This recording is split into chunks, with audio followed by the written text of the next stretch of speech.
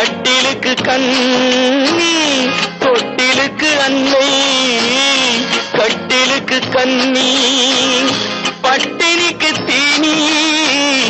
கெட்ட பின்பு ஞானி வீடு வரை உறவு வீதி வரை மனைவி காடு வரை பிள்ளை